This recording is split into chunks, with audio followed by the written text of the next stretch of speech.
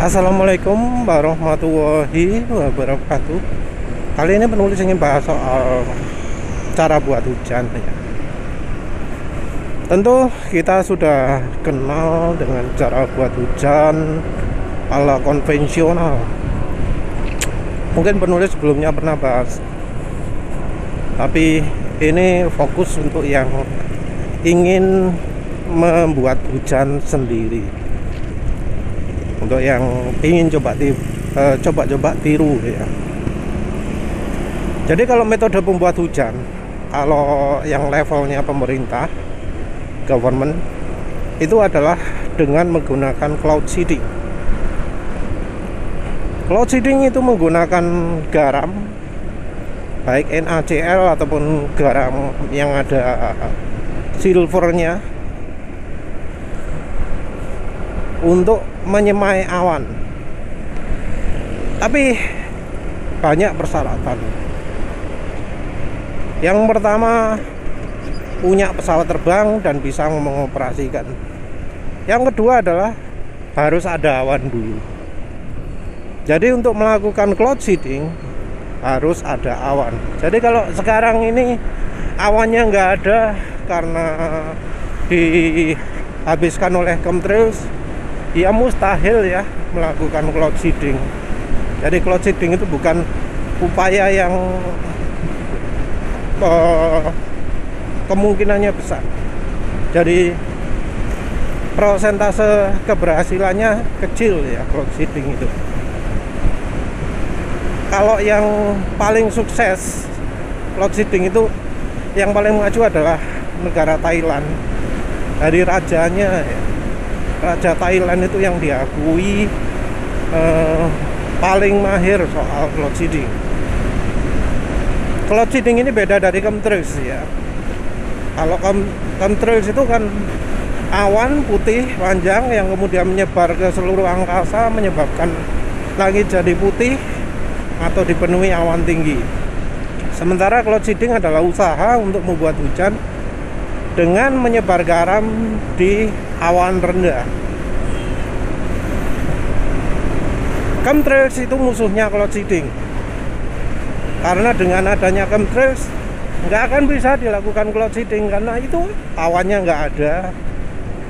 Jadi cloud seeding itu butuh awan rendah, sementara chemtrails itu antara menghilangkan awan rendah dan membuat langit didominasi oleh awan tinggi.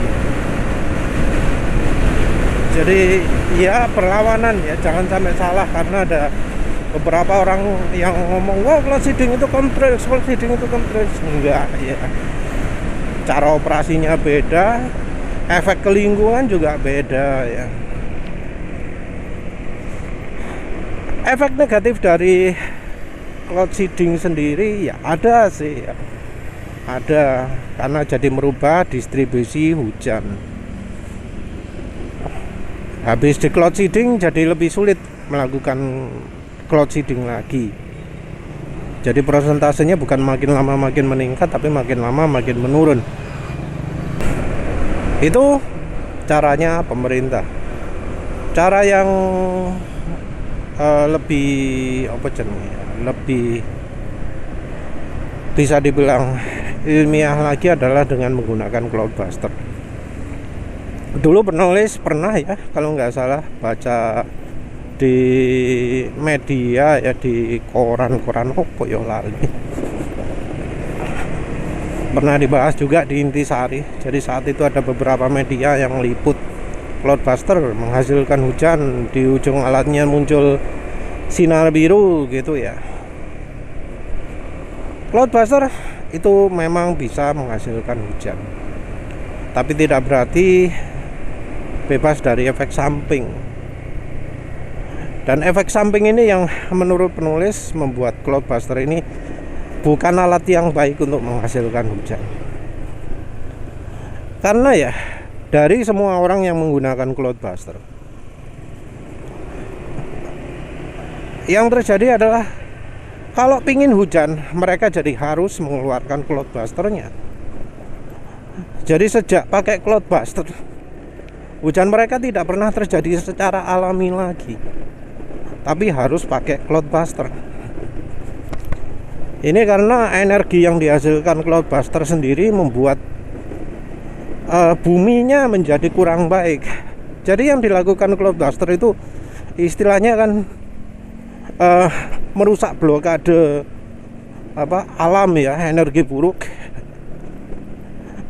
Kalau merusak blokade pasti ada yang akan terjadi, antara energi buruknya dibuang ke tempat lain atau energi buruknya diserap oleh tempat pemakai cloudbuster ini. Ada satu detail ya yang sebenarnya warning besar ya. Jadi kalau mengoperasikan cloudbuster, itu daerah yang paling banyak hujannya itu bukan daerah cloudbusternya tapi sekelilingnya. Aneh kan ya, alat pemanggil hujan, tapi ketika pas datang hujan bukan di sekitar cloudbusternya ya, bukan di cloudbusternya yang banyak hujannya, tapi daerah lain. Ciri-ciri lain juga ngeri kalau dengarkan. Jadi cloudbuster itu nggak sehat untuk manusia. Jadi yang mengoperasikan cloudbuster nggak boleh orang sakit, karena cloudbuster sendiri bisa menyebabkan orang itu jadi sakit. Sakitnya bahkan bisa menyebabkan kanker ya. Jadi muncul tumor di bagian tubuh, bisa jadi sakit jantung, bisa jadi sakit parah. Adalah contohnya di internet yang ya penulis juga sebelumnya sudah bahas. Tapi bisa bikin sakit orangnya. Dan ada ya contoh di cloudbusting di Afrika, di daerah Janan atau di mana gitu ya. Nah itu tanaman, walau daerah sekitarnya jadi lebih hijau karena pemakaian cloudbuster, tanaman itu nggak tumbuh di sekitarnya cloudbuster. Nah ini sesuatu yang ya harus jadi perhatian serius ya. Kenapa kok jadi tanaman nggak mau hidup di sekitarnya cloudbuster? Karena ya energinya memang mematikan kehidupan, energinya cloudbuster sendiri. Juga cara pemakaiannya. Cara pemakaiannya kan cloudbuster itu dihubungkan dengan air ya, dengan danau, dengan sungai. Makin besar sungainya makin bagus efeknya. Nah ini juga jadi perhatian ya, karena ternyata kalau kalau air sumber cloudbusternya pakai air sumur, maka hewan-hewan itu nggak akan mau minum air dari sumur tersebut. Ada ceritanya. Jadi rupanya cloudbuster itu mentransfer energi buruk dari langit dan dipindahkan ke lokasi cloudbusternya atau di air yang mengalir itu. Jadinya adalah air yang mengalir itu jadi mematikan, jadi nggak baik untuk kehidupan. Air itu jadi bisa mematikan, membuat orang sakit juga dan seterusnya. Jadi itu ya, jadi karena energinya yang buruk membawa efek negatif bagi sekitarnya. Bahkan mengoperasikan cloudbuster nggak boleh dilakukan di tengah pemukiman, karena memang bisa merusak kesehatan orang sekitar. Juga pemakaian cloudbuster juga membuat lebih sulit hujan di daerah tersebut, karena energi buruk jadi berkumpul di daerah tersebut. Cara modern juga ada sih ya, yang menggunakan prinsip hampir sama, menggunakan ion negatif ya. Jadi pakai voltase tinggi, pakai jala-jala, energi negatif, voltase negatif diarahkan ke langit. Mungkin kalau yang seneng pakai alat-alat aneh-aneh tahu ya, negatif ionizer. Negatif ionizer itu melepaskan ion negatif, ion listrik negatif ke lingkungan, ke sekeliling kita. Itu disebut mensimulasi keadaan seperti dekat air terjun di pegunungan gitu. Modelnya seperti itu, cuma skalanya jauh lebih besar. Nah, itu juga tidak bagus. Kenapa? Karena untuk menghasil listrik negatif ini juga dihasilkan listrik positif. Nah, kalau listrik negatifnya ini dipakai untuk ya menarik hujan, membuat suasana daerah tersebut menjadi baik, apa yang terjadi dengan positifnya? Dibuang kemana? Karena ada yang ngomong menarik hujan itu dilakukan dengan menggali tanah juga beberapa kilometer gitu. Jadi listrik positifnya dibuang ke dalam tanah yang sangat dalam sekali.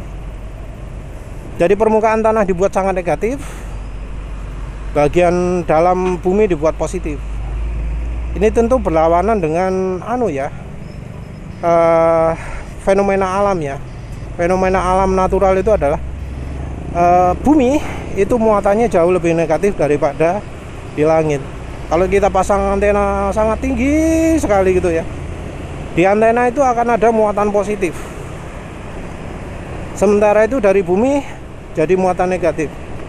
Nah, pemanggilan hujan dilakukan dengan cara sebaliknya. Elektrode ditanam dalam sekali untuk dipaksakan voltase positif, dan di permukaan buminya dikasih muatan negatif. Mungkin ya cara itu bisa menghasilkan hujan. Tapi konsekuensinya, kalau listriknya dimatikan, apa yang terjadi? Kalau listriknya dimatikan, maka di daerah tersebut muatan listriknya jadi jauh lebih positif dari daerah sekitar. Yang terjadi adalah ya jadi sulit hujan juga. Jadi sayangnya beberapa metode itu terlalu ekstrim ya, menyebabkan muatan energi buminya jadi nggak baik.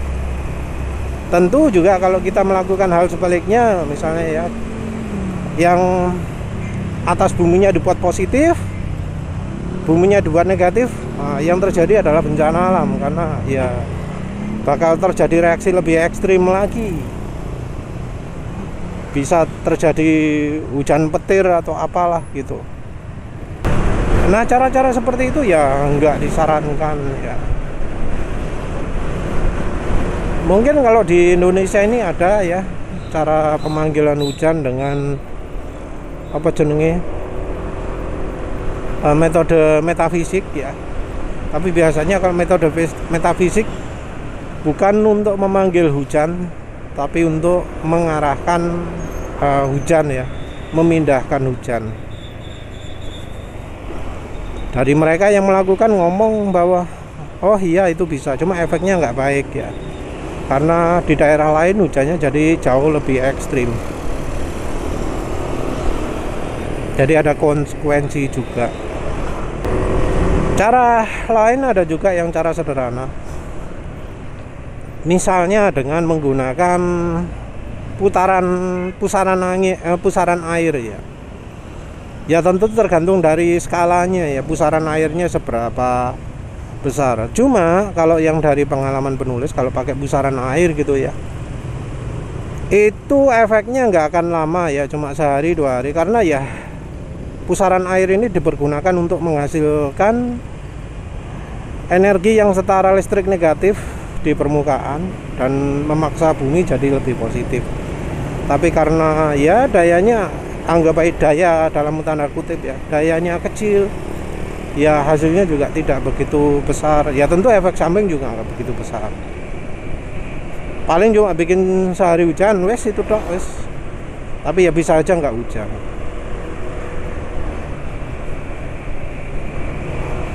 Kalau metode listrik itu pakai ion itu bisa menggunakan stinggo zapper juga, dikasih dioda 1, pakai baterai, dijalankan voltase agak tinggi yang kalau diukur avometer 150 volt outputnya, itu juga bisa dibuat memanggil hujan, tapi ya efek samping tetap sama. Terus ada juga pakai water cloud buster.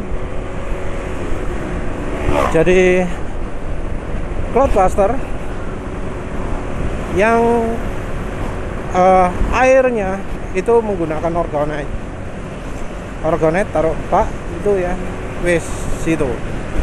Kalau menurut teori mereka, cara itu akan membuat energi buruk di langit menjadi dinetralisir oleh orgonate-nya. Cuma ya itu tadi ya, teorinya bagus tapi implementasinya kurang bagus karena mereka sendiri tidak memastikan tipe energi yang ada pada orgonate-nya itu tipe yang mana. Karena untuk bisa membuat orgonate menetralisir energi buruk, maka orgonate-nya itu harus mempunyai energi yang setara listrik negatif, energi female yang menyeluruh. Menyeluruh maksudnya nggak ada bagian yang polaritas positifnya, nggak ada polaritas male-nya, harus seluruhnya female. Dan ini yang tidak diperhatikan. Karena misalnya ya, penggunaan kristal ini menyebabkan energi menjadi bipolar, ada bagian male, ada bagian female. Menggunakan SBB coil ini membuat energi jadi mengalir searah, ada sisi male, ada sisi female. Belum lagi komplikasi kalau di kristalnya sendiri ada gennya, keisi gen yang baru, di take over sama helikopter hitam, ditembak sama energi perusak energinya helikopter hitam atau pesawat hitam atau mobil hitam. Energi bisa berubah, ya efeknya akan berubah. Dan penulis sendiri justru lihat kejadian ini terjadi di akhir 2010 ya. Akhir 2010. Ada yang pakai water blaster di daerah Rungkut, daerah Surabaya Selatan Timur. Terus daerah sekitar segitu ya, daerah sekitar itu pakai water blaster. Yang terjadi adalah bukannya terjadi hujan, tapi malah menghalangi hujan. Setiap pagi terlihat awan mulai terbentuk di daerah itu. Awannya juga awan yang dikenal sebagai awan harap ya, HAARP, nyebar sampai ke seluruh langit, sampai ke atasnya rumah penulis ya, yang daerah penulis berangkat tadi. Mulai dari Rungkut sampai daerah penulis, nyebar itu tiap pagi kayak gitu. Dan penulis pun tahu begitu, jadi merasa butuh untuk melakukan gifting cemenite ya, gifting cemenite ke alam. Yang pertama pakai tentu di rumah dulu, ditaruh halaman rumah. Saat itu belum ada atapnya sih, halaman depan. Yang terjadi adalah begitu penulis pasang, maka awan berpola itu jadi terbentuk ada lubang. Di hari berikutnya awan berpola menyebarnya terhenti di sekitar belum tempat penulis. Tahu 2 km 3 km ya, karena pakai motor ini jalan terus lihat atas, oh kok masih agak ke utara, terus jarak 2-3 km dari rumah lihat atas, oh pas di bawahnya perbatasan itu. Dan akhirnya kemudian ya penulis daerahnya penulis, rumah penulis di 5 km sekitar penulis jadi lebih sering hujan daripada daerahnya yang di Rungkut itu. Orangnya namanya Agiyong Budiman. Kalau lihat video ini ya moga-moga sekarang sudah nggak buat orgonate yang menghalangi hujan lagi ya. Mengapa kok water buster itu seperti itu? Ya karena orgonate yang dibuat tidak menetralisir energi. Dan ini bisa dilihat juga dari pengalaman dari suhu orgonate Indonesia, ketuanya orgonate Indonesia, dan Daum ya, atau lebih dikenal Bali Gifter ya. aliasnya Bali Keeper atau Edo Star apa maneh. Sembuh lali, mungkin ada alias lain, tapi nama aslinya Dandau. Nah, dia itu nyebar orgonet di seluruh Bali katanya. Yang terjadi apa? Badai petir luar biasa.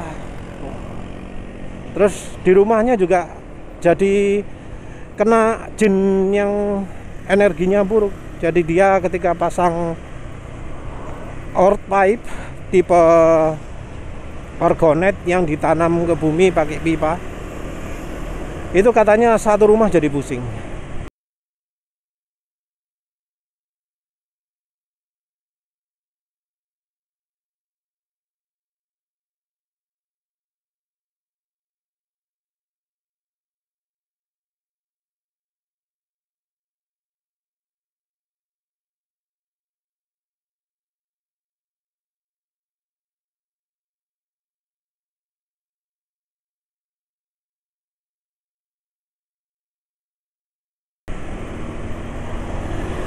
Pengalaman ini bisa dilihat di websitenya Laozu Heaven and Earth, di mana Laozunya berusaha mengatasi keburukan yang terjadi karena pemakaian orgonet. Jadi orgonetnya tidak bisa menetralisir energi buruk ya, karena memang secara desain nggak pernah diperhitungkan efek fisikanya. Yang diperhitungkan cuma efek metafisikanya, efek jinnya ya. Nah, untuk menghasilkan hujan ini, kalau caranya penulis adalah dengan menggunakan metode yang kalau bisa alatnya menghasilkan pure female energi saja, menghasilkan energi yang setara dengan listrik negatif. Dan ini harus keseluruhan direksional, jadi nggak bisa pakai barang-barang yang bisa menghasilkan perubahan polaritas. Jadi jangan dikasih baterai, jangan dikasih kristal, jangan dikasih magnet, jangan dikasih kumparan yang jangan dikasih kumparan yang modelnya kayak Tesla flat spiral coil. Karena Tesla flat spiral coil sendiri itu merupakan pembentuk polaritas. Pembentuk polaritas ini bisa kelihatan loh kalau kita bekukan flat spiral coil itu pakai kabel NJA 2,5 mili, dibentuk flat spiral coil. Kalau perlu dibuat double flat spiral coil, taruh di es, letakkan vertikal, bekukan. Taruh di air, di wadah yang terisi air, letakkan secara vertikal, bekukan. Nanti pasti di satu sisinya jadi putih esnya, di sisi yang lain jadi bening esnya. Kalau barangnya dibalik, ya sisi yang putih akan jadi kebalik juga. Jadi ada satu sisi yang menghasilkan energi male, ada satu sisi yang menghasilkan energi female. Nah, untuk bikin hujan, baiknya pakai alat yang bisa secara homogen menghasilkan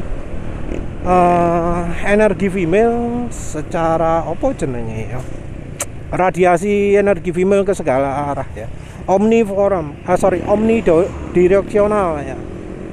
Jadi jangan satu sisi saja. Oleh karena itu, untuk mencapai hal itu, Cemenite itu pakai gumparan yang ada rasio khusus. Terus bentuk barangnya juga bentuk pie, bentuk silinder yang pendek. Terus kumparannya juga harus memenuhi seluruh isi cemenitenya. Ada beberapa syarat ya yang pernah penulis posting di kupasotomotif.wordpress.com caranya kalau ingin cari dokumennya. Penulis juga sudah buat video tapi bukan di channel ini, untuk buat cemenitenya ya. Tinggal lihat cara membuat cemenite gitu ya. Ada versi bahasa Inggris, ada versi bahasa Indonesia. banyak faktor-faktor ini tujuannya adalah untuk membuat energinya jadi uniform, apa sembuh apa jenenge, omnidireksional. Seluruh bagiannya jadi energinya setara listrik negatif semua. Pernah misalnya beberapa orang, oh ini gimana mas kalau dijadikan kerucut, dijadikan piramid. Nah, bentuk piramid sendiri itu merupakan bentuk yang memaksa polaritas. Jadi bagian ujung lancipnya itu akan jadi bagian yang menghasilkan energi male. Bagian tumpulnya, tengah-tengahnya sepertiga tinggi akan jadi female. Tentu energi piramid ini juga bisa dibalik ya. Oleh karena itu untuk buat piramid pun ada caranya. Nggak boleh sembarangan. Misalnya kalau buat dari rangka aluminium ya rangkanya, bukan aluminium, tembaga. Kalau buat dari rangka tembaga ya wis rangka tembaga itu jangan dicampuri macam-macam, jangan dikasih dinding, jangan dikasih apa. Kalau dari kayu dok, fiberglass dok. Seperti misalnya piramidnya Alexander Golod itu ya. Dia buat piramid dari fiberglass, pure fiberglass. Dan hasilnya adalah menghasilkan energi yang baik untuk manusia ketika ada di bawah, di dalamnya, di sepertiga tingginya. Bisa bikin obat makin enak macam-macam. Dan bagian positifnya, bagian male-nya itu sampai menembus awan atas. Di buminya mengurangi gempa bumi, di bagian atasnya jadi melubangi ozon atau gimana lah gitu ya, membentuk lapisan ozon atau gimana. Mungkin ya harusnya buat piramid seperti itu, yang langit dimakin positif, bumi makin negatif. Tapi ya itu harus tinggi ya, harus tinggi. Kalau level kita ya nggak mungkin buat piramid gitu. Buat piramid paling kecil. Nah kalau kecil itu malah punya efek negatif untuk manusia kalau misalnya kita kena bagian ujung male-nya. Jadi rekomendasinya pakai German itu saja. Aduh, waktu ini sudah habis. Wes nanti penulis taruhkan lagi. Terima kasih sudah menonton. Assalamualaikum warahmatullahi wabarakatuh.